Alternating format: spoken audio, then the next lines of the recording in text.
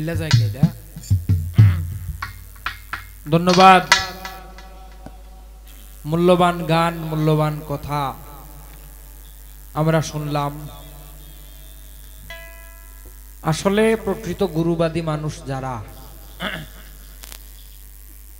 তাদের স্বার্থেই তো এই গানগুলা গাওয়া, এই কথাগুলা বলা।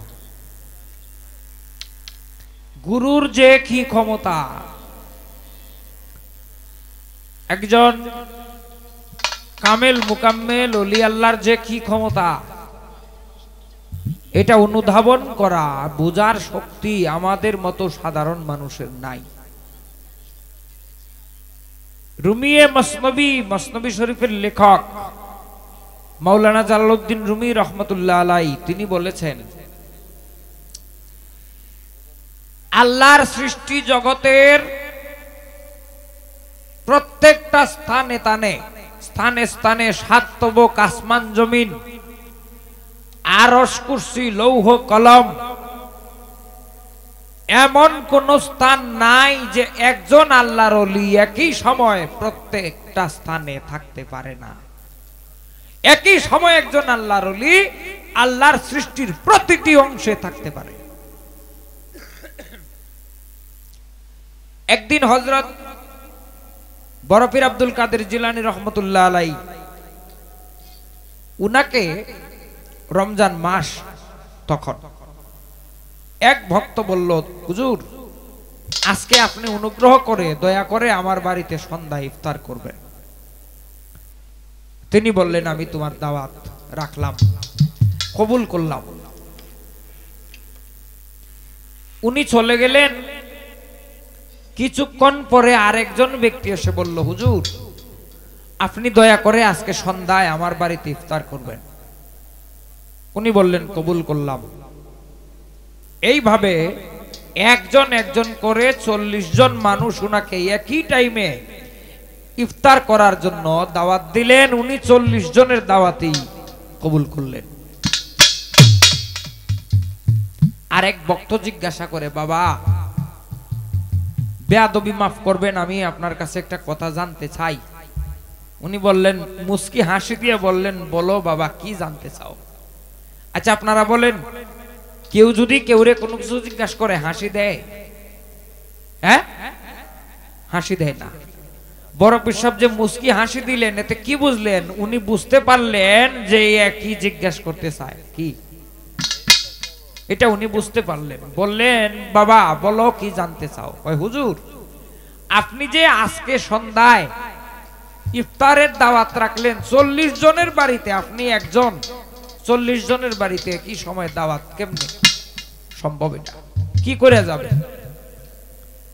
তো উনি বললেন, বাবা আমার বাড়ির সামনে যে আমের বাগান আছে, এই আমের বাগানের মধ্যে যে বড় আম গাছ আছে একটা, এই গাছটার দিকে একটু তাকাও গিয়া। আম গাছের দিকে যখন তাকাইলো, তাকাইয়া দেখে যে আম গাছের মধ্যে যতটি পাতা, প্রত্যেকটা পাতায় পাতায় একজন করে বরফি সব বসা আছে।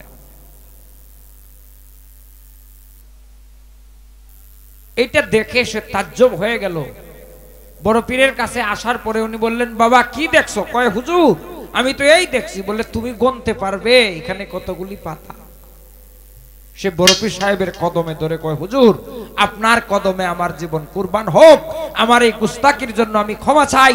হুজুর আমি গুনতে পারবো না এই গাছে কতগুলি পাতা, আপনি যদি প্রত্যেকটা পাতায় পাতায় থাকতে পারেন, আমার বিশ্বাস 40 জন নয়, সমস্ত পৃথিবীর মানুষ যদি আপনাকে এক টাইমে দাওয়াত করে, আপনি একজন হইয়া সমস্ত মানুষের দাওয়াত কবুল করা এবং দাওয়াতে যাওয়া সম্ভব। এই হলো ওলি আল্লাহদের খেলা।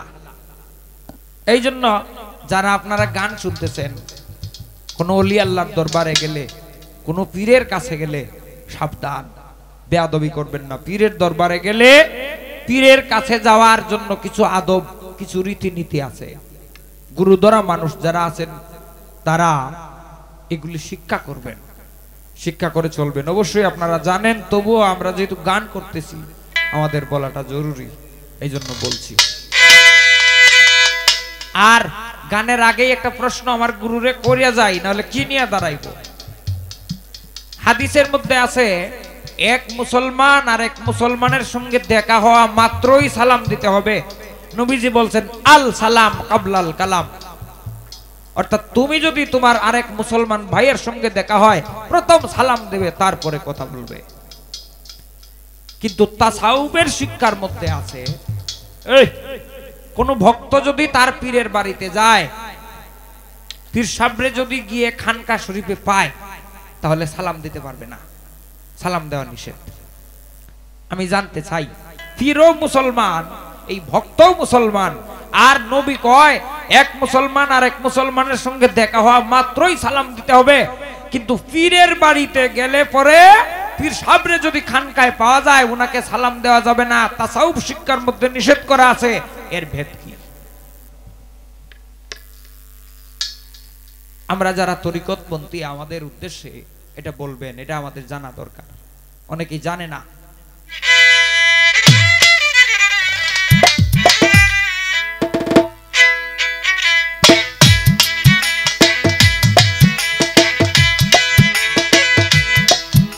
ও গোপারের কান্ডারি তোমায় মিনতি করি,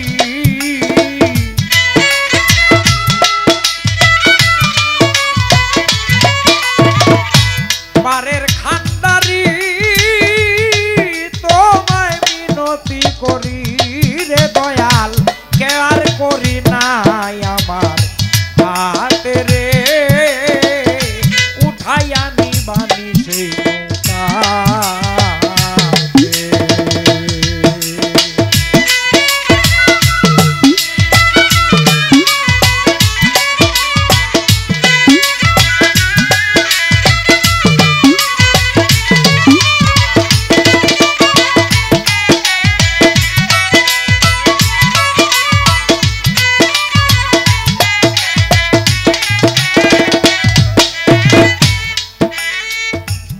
জানি আমি দয়াল তুমি ভক্তের হও অধীন,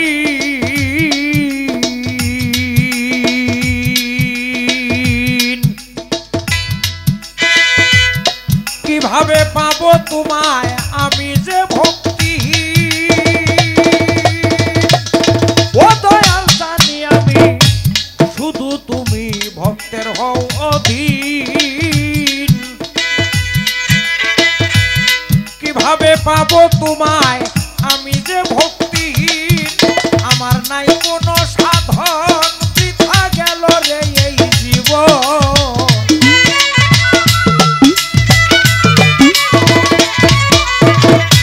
নাই কোনো সাধন বৃথা গেল এই জীবন, এখন ভাসে বদন নয়নের জলেতে রে, উঠাইয়া নিবানি সেই হাতে।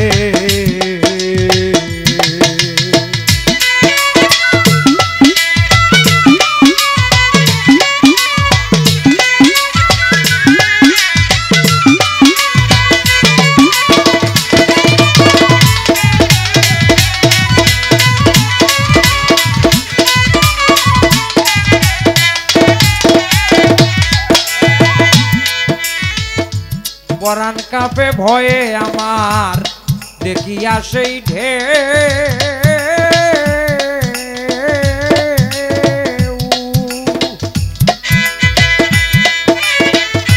একলা থেকে চিরে মুর্শিদ সঙ্গেতে নাই কেউ, হায় হায় পরাণ কাঁপে ভয়ে আমার দেখিয়া সেই ঢেউ,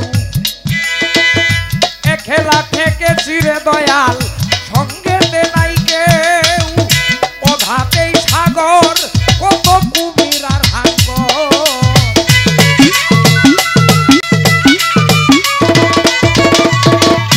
অঘাত এই সাগর কত কুমির আর হাঙ্গর, তুমি হইয়া তুষর মহাশঙ্খ তেতে রে, উঠাইয়া নিবানি সেই হাতে।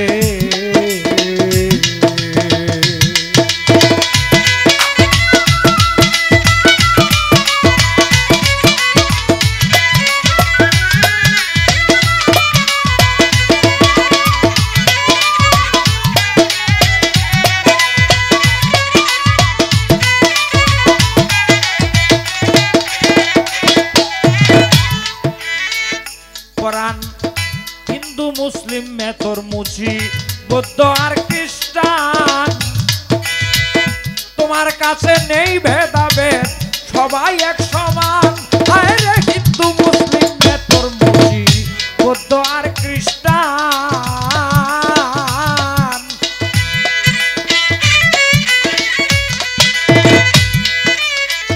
তোমার কাছে নেই ভেদাভেদ সবাই এক সমান সবাই তোর আশা করে ও দয়াল চাইতে সেই পারে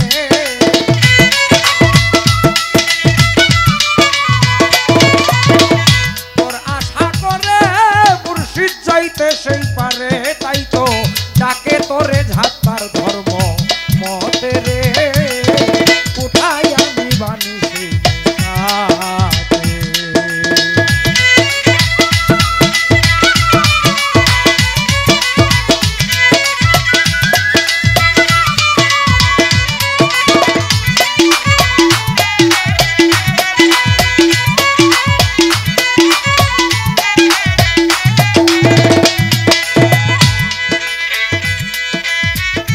বাবু ললিত মিয়ায় জানি দয়াল গো তোমার নামের জুড়ে কত পাপি হইয়া গেল পার বাবু ললিত মিয়ায় বলে দয়াল গো তোমার নামের জুড়ে কত পাপি হইয়া গেল পার আমি দয়া ভিক্ষা চাই মুর্শিদ তুই ছাড়া কেউ নাই দয়া ভিক্ষা চাই দয়াল তুই ছাড়া কেউ নাই আমায় ঠাই দিও তব পাক চরণ নেতে রে উঠাই আনি বানিয়েছি পারের কান্ডারি তোমায় মিনতি করি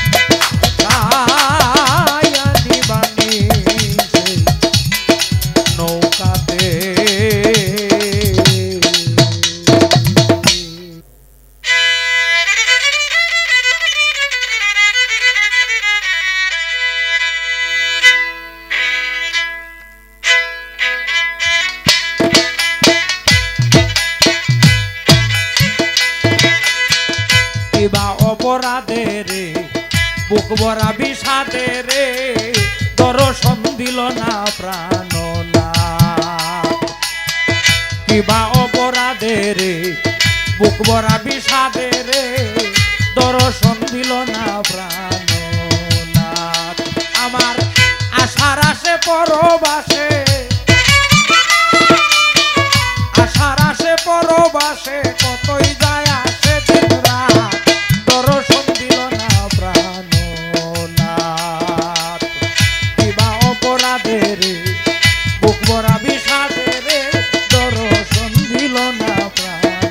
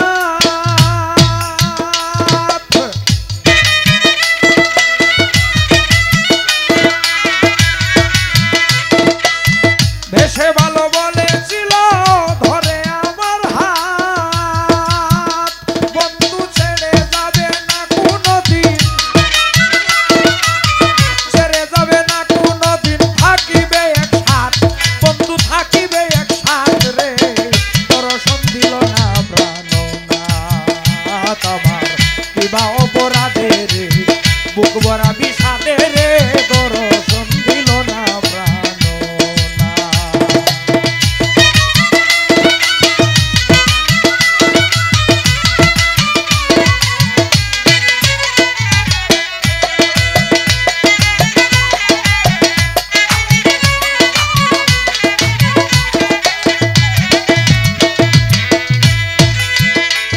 আমি নিত্য গাতি ফুলের মালা তুলে নানান জাত, শরীরে তুলে নানান জাত সকিরে। নিত্য গাতি ফুলের মালা তুলে নানান জাত, আমি তুলে নানান জাত সকিরে। আমার বন্ধু এলে লইয়া কুলে, বন্ধু এলে লইয়া কুলে পড়াইতাম গলাত রে, দর্শন দিল না প্রাণনা। কিবা অপরাধে রে বুক ভরা বিষাদে রে দর্শন দিল না প্রাণনা।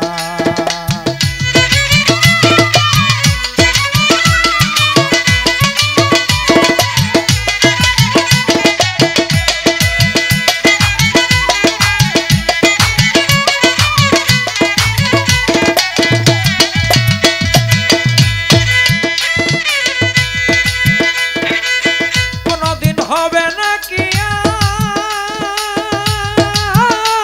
আর তার সাথে সাক্ষাৎ, ওরে সখী তার সাথে সাক্ষাৎ।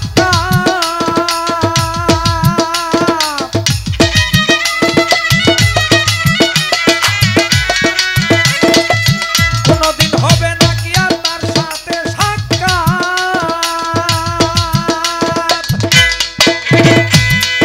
বাউল অলি দেখয় মরে যাব, অলি দেখয় মরে যাব লইয়া সেই আঘাত, আমি লইয়া সেই আঘাত দর্শন দিল না প্রাণনা। কিবা অপরাধে রে বুক ভরা বিষাদে রে দর্শন দিল না প্রাণনা। আশার আসে পরবাসে, আশার আসে পরবাসে কতই যায় আসে দিনরাত, দর্শন দিল না প্রাণনা। কিবা অপরাধে রে বুক ভরা বিষাদে রে দর্শন দিল না প্রাণনা। আমায় দর্শন দিল না প্রাণনা, আমায় দর্শন দিল না প্রাণনা।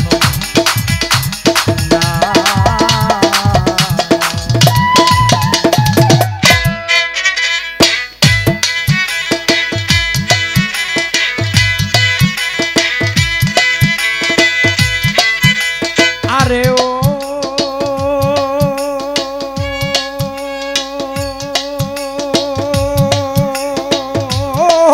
আমার বন্ধুর দেশের পাখি,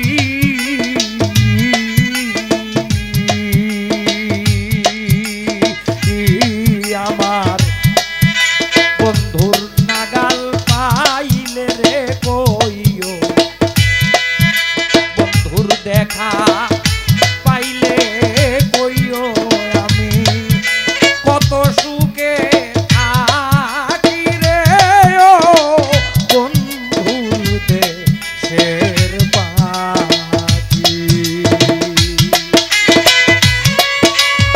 ভোকালটা বাড়বে একটু।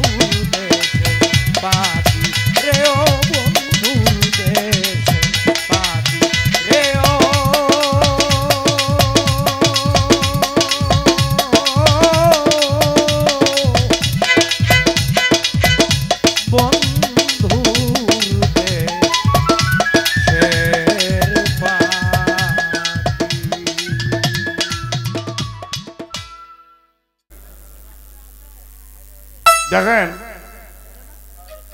এটা কথা কই, রাগ করেন না।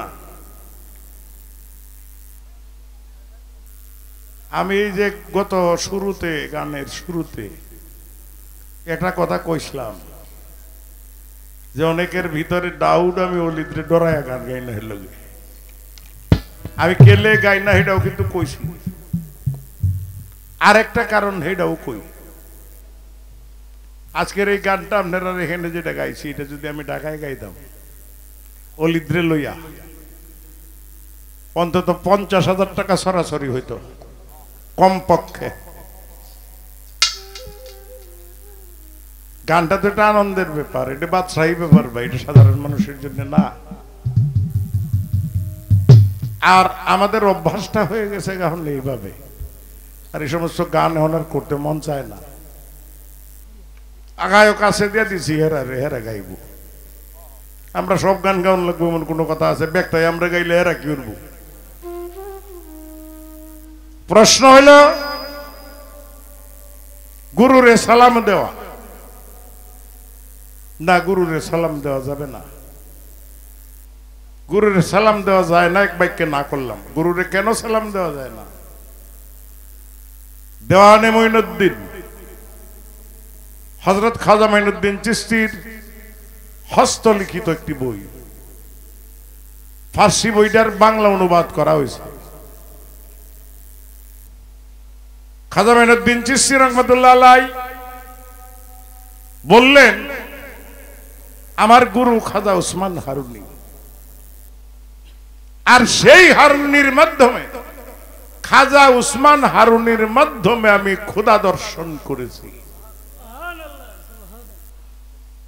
তাইলে খাজা উসমান হারুনিরে দিয়া যদি খুদার রূপ দর্শন করে থাকে খাজা মঈনুদ্দিন চিশতি, তাইলে খুদারে সালাম দেওয়া যায়?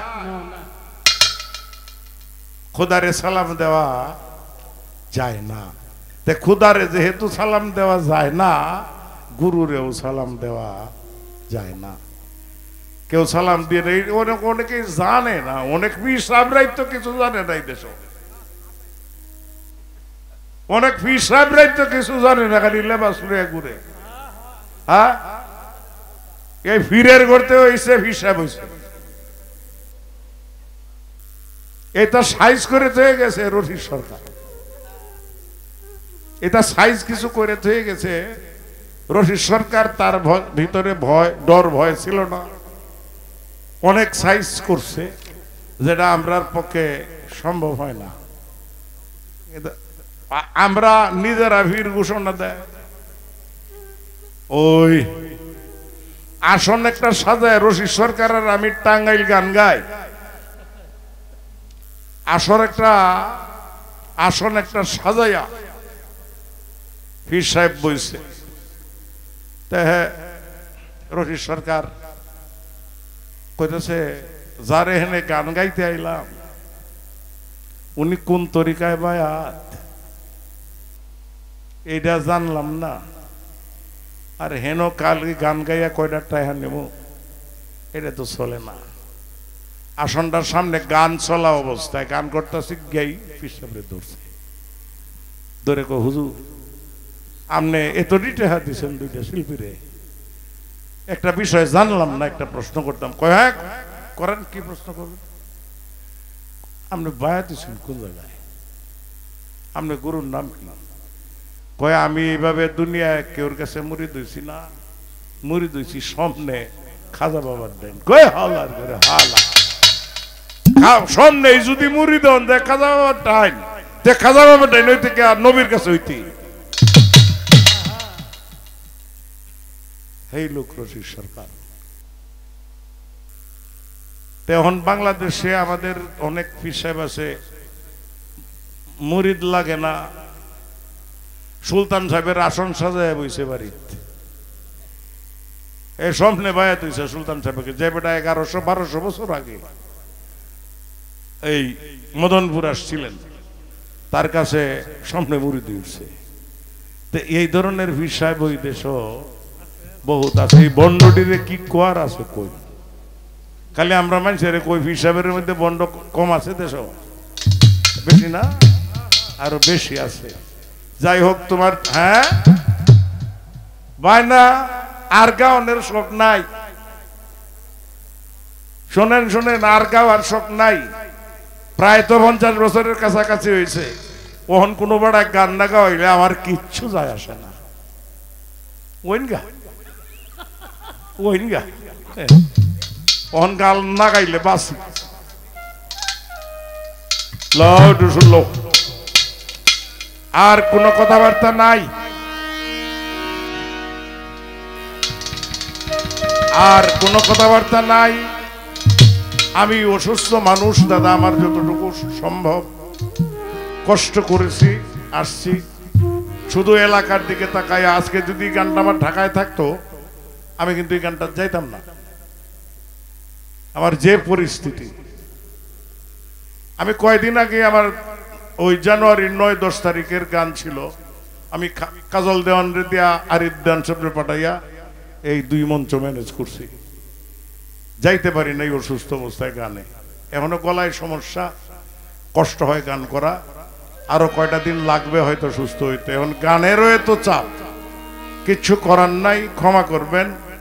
আমি যে সমীরণ বাবু আইলে সময় দেয়, মোটরসাইকেল দিলে ঘুরবো, আদর করব। আইজুল ফিসাব তার বাড়ি যাই বসি, সেও আমাদের সঙ্গে চলাফেরা করে। তার সঙ্গে এই মানুষগুলিরে মূল্যায়ন করতে হয়, না করলে চলে না। এইটার বিনিময়ে ওইখানে আসা। ক্ষমা করবেন, অলি দেবো তো এই ভাই আইসে, মন রাখতে হয়। তো একটা গান করবো, একটু সুর।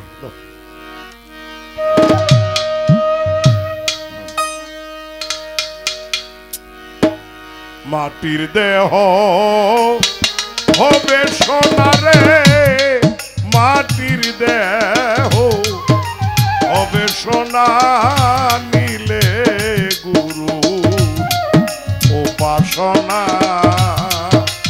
মাটির দেহ হবে সোনা, নিলে গুরু উপাসনা। ও তোর জন্ম মরণ হলে বারণা সাজাওয়া, আর হবে না নিলে গুরু উপাসনা। মাটির দেহ হবে সোনার, নিলে গুরু উপাসনা।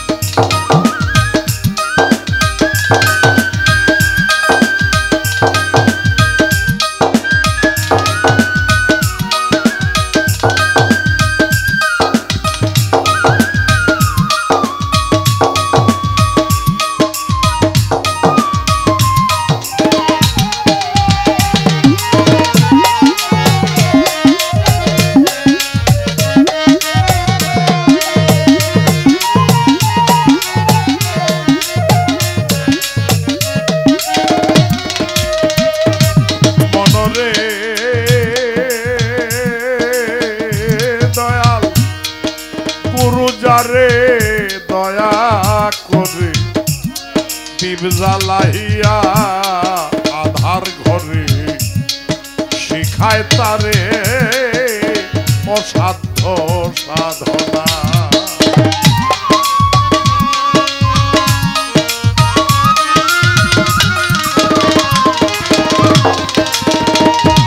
ও দয়াল গুরু যারে দয়া করে দীপ জ্বালাইয়া আধার ঘরে শেখায় তারে অসাধ্য সাধনা। আরে করলে সাধন পালায় সমন তার মরণের ভয় থাকে না।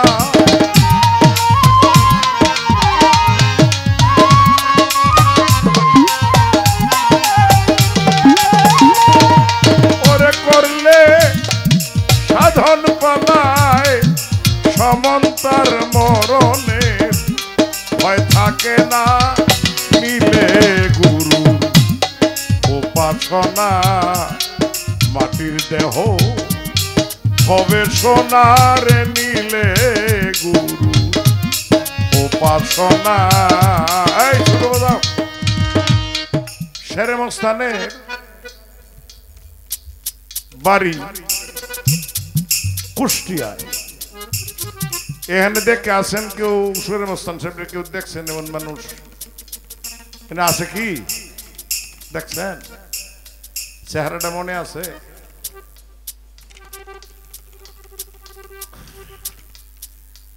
আমি এই সময় ছোট ছিলাম, অলিদ্রে যদি কই দেখছো কিনা এটা সম্ভব না। আসতে 3-4টা মেয়ে থাকতো লগে। যখনই আইতো লালন শাহ, লালন বলতে একজন এত বড় দার্শনিক কবি আছে, এটা আমরা জানছি শেরে মস্তানের মাধ্যমে। কেমনে? 2-3টা মেয়ে থাকতো সাথে। একটা মেয়ের বয়স 16 থেকে 18 বছরের বেশি না। এটি সব সময় নিয়া লয়ে লয়ে ঘুরতো। আবার খালি এমনি না, এটি গানও জানতো, গান গাইতো, গান শুনতো।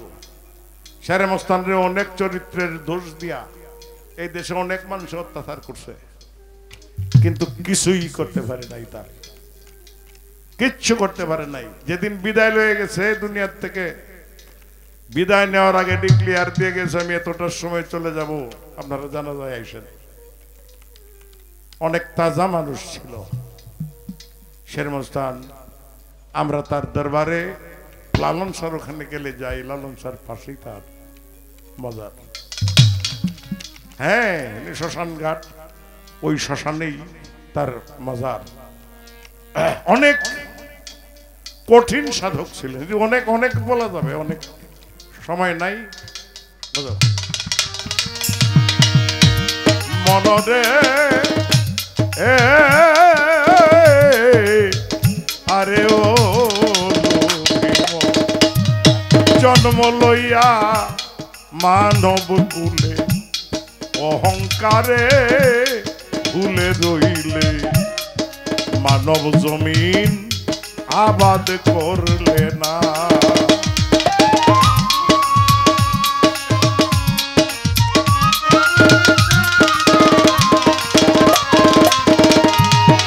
ওরে জন্ম লইয়া মানব কুলে অহংকারে ভুলে রইলে, মানব জমিন আবাদ করলে না। ও তোর গুরুর দয়া না হইলে সুবৃক্ষে ফল ধরবে না।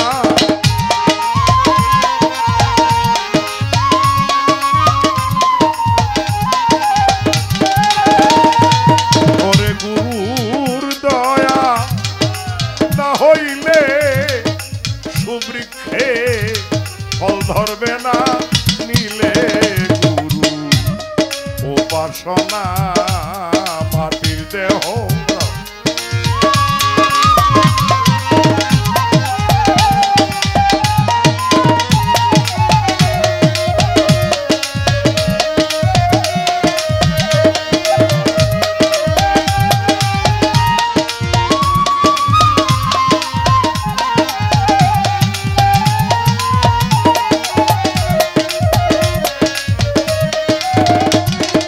মনরে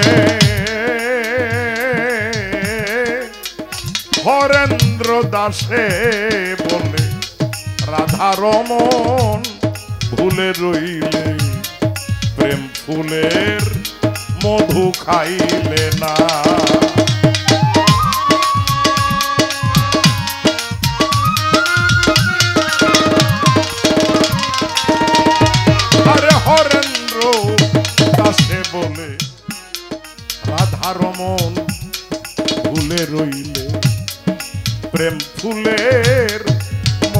খাইলে না।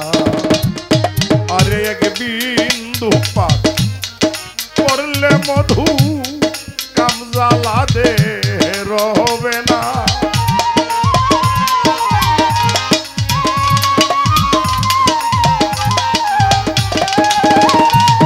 আরে এক বিন্দু পান করলে মধু কামজালা